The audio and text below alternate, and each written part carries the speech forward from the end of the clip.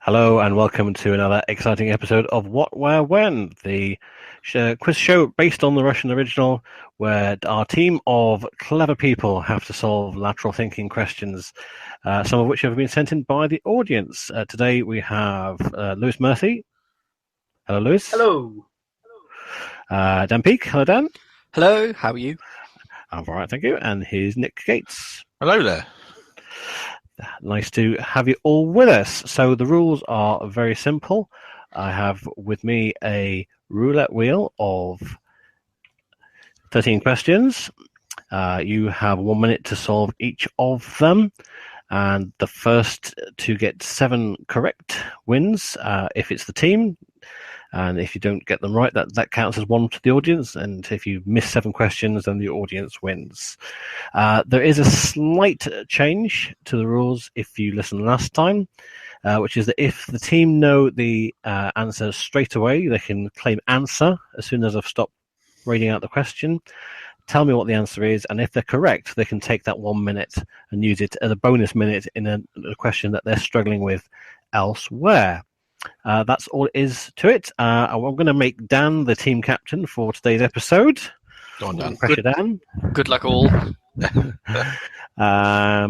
Okay, so away you go. Pick a number. Okay, let's start with number 5. Number 5. Okay. And this has been sent in by Alex McMillan. What's in the box? In the UK are most commonly sold in sets of 16. The original manufacturer's instructions say that a torsional force should be applied to both faces so that the interior can be wet by the user. Once the item is reformed, it is suggested that it is submerged in liquid before use. The name you're looking for is embossed on both sides.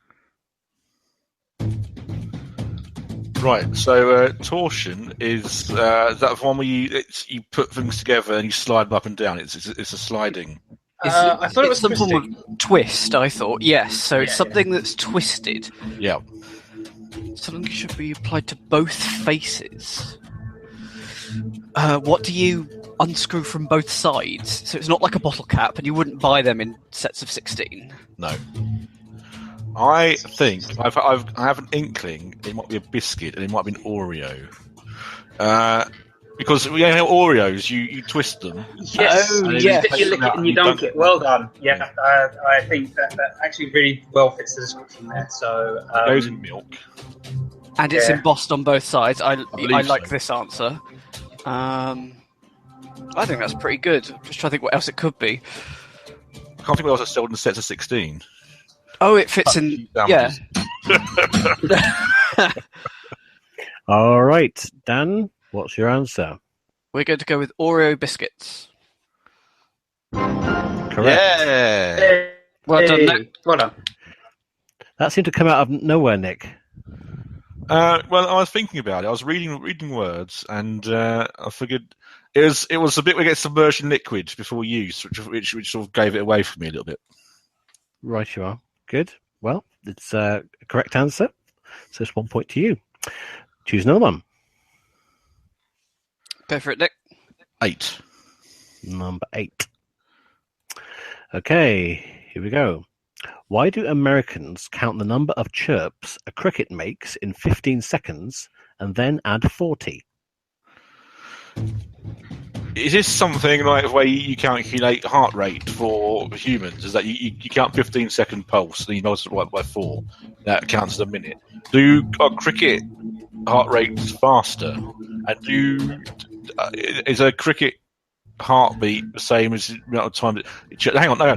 A chirp of a cricket is knees bashing together, isn't it? Also, we're adding, we're not multiplying. So I don't know if it's anything to do with the minute there. Yeah. Is this a frequency? Is it something to do with weather?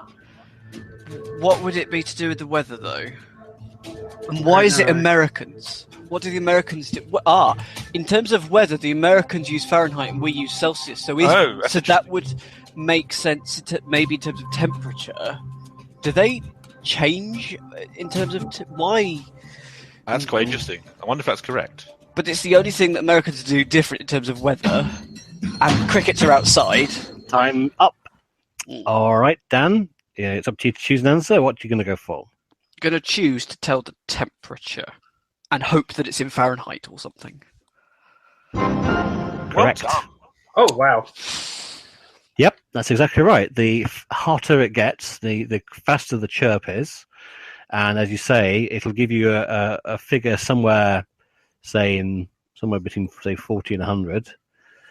Well, I suppose if it was 40, they'd be dead. But yeah, it's in normal sort of ambient to hot temperatures, it does give you an approximate temperature. Very good. Good stuff. You worked that out very well. Gosh, I'm going to have to pull out some stops here, even though I can't change the questions now. Choose a number. Go for it, Lewis. Let's go with number 2. Number 2. Okay, here we go.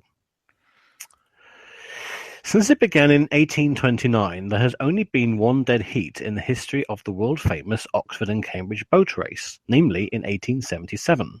But both Oxford and Cambridge won the main men's race in 1849. How? Is it not necessarily the boat race? I was wondering if the wording of a question is giving that away. I don't know. I'm probably wrong. Both Oxford and Cambridge won in 1849. The main men's race. If it's not the boat race, then what is the main men's race? No, that's a fair point. Well, I'm trying to think actually. I mean, the only thing I can think of is perhaps like someone on the Oxford team was named Cambridge, or vice versa. Yes. That I sounds like plausible. someone that was called Oxford and someone that was called Cambridge was on the winning side. Okay, that's a good answer. That's a Anything good else? So So it we can't know- be like the juniors or anything like that because it's the main race. And we know it wasn't a dead heat because that was in 1877. Yeah. Yeah. I think the name is probably it's a plausible answer. I think it's one I'm going with. I think. Okay. All right, Dan, what are you going to go for? We're going to go with those were names on the winning team. And how likely do you think that would be that someone's called Mr. Oxford, Mr. Cambridge? I don't know. Correct answer is it was run twice that year. Wow. Fair enough. So there was one held in March and there was one held in December. In fact, the running of the Oxford and Cambridge boat race was quite erratic. Sometimes they wouldn't have it one year, then they would have it for 5 years, and then they would have a break. And it was only for decades later that it became a thing that they only did regularly once a year, and only didn't do it for obvious reasons during the war years. Wow. But that was the only year that it was run twice. I dread to think about doing it in December. That's been awful. I think it would be awful any time of the year. Especially the captain. You can get dunked in the water of the winning team. Oh gosh, yes, yes. The cocks would be very cold. And moving swiftly on, choose a number, please. Let's go with number 10. Number 10. Okay. The extent of the UK's territorial waters until 1968 and the land boundaries of the Gambia, shown below, were originally decided by what practical distance? Crikey. Well, it have to be. So it's something measurable. It's got to be like, I don't know, the distance you can go within an hour from the coastline or something silly like that, because it does obviously seem to follow the river. Yes, that's a good point. Maybe is it quite a flat land? So would it be where you can see the river? Just that is the territory. Well, actually, the red lines there, are they? I was about to say roads to me, given the dots of the cities. Yes, that's absolutely right. Yeah.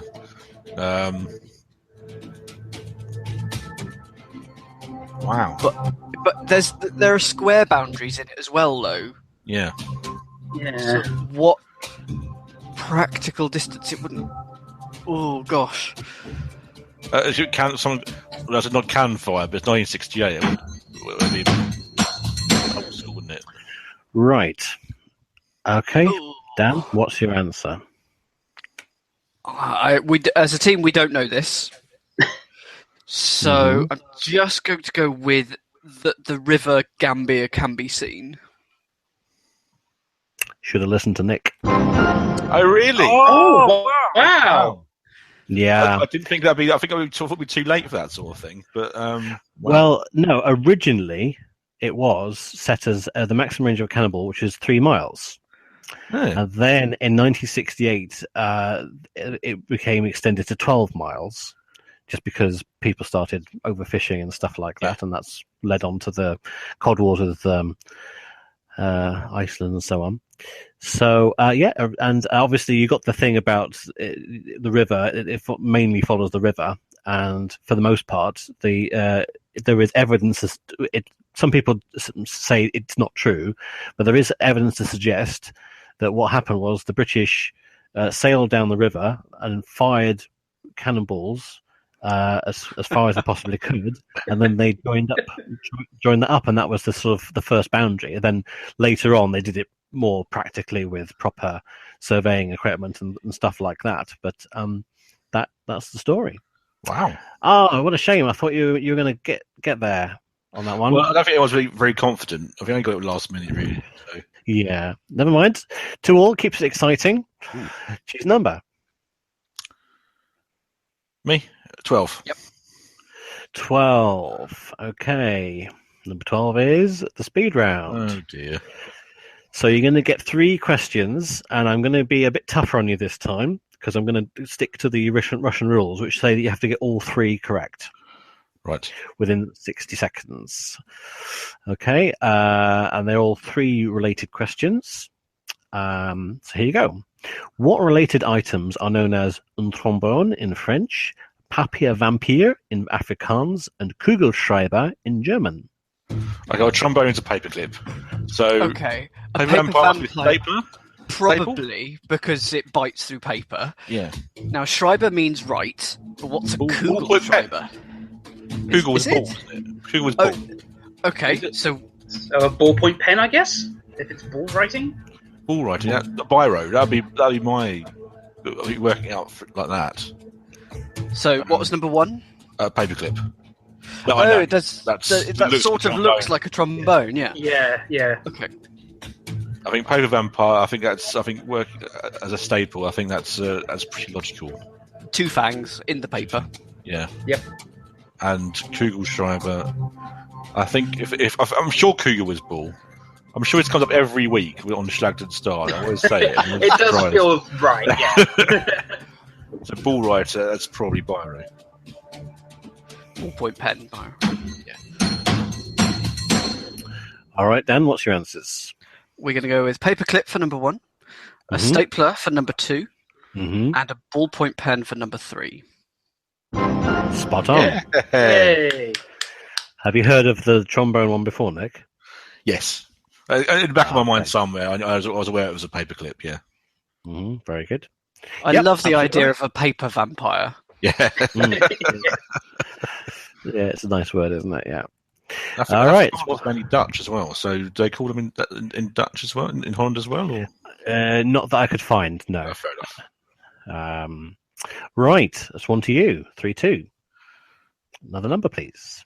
Is it my turn to pick? Yes. I can't not go next to anything anymore, so let's go with lucky number 7. Number 7. Okay. This is based on an idea sent in by Chris Dixon, for which thanks. Since 1936, I have always begun in the same place beside a mirror and die somewhere else several months later. Each time, around 10,000 identical objects are created to carry me. I have travelled by boat, plane, train, dog sled, and even on spacecraft. A few years ago, 204 copies of me were seen. What am I? Answer. Ooh. Okay, you're going to answer, so what's your answer? My answer is I'm going to be very careful and say the Olympic flame. Correct. Wow. I had no idea. That's right. It starts in the same place in Greece, beside a mirror. They use a parabolic mirror to start the flame. Yeah. and then obviously it goes on a journey, and it's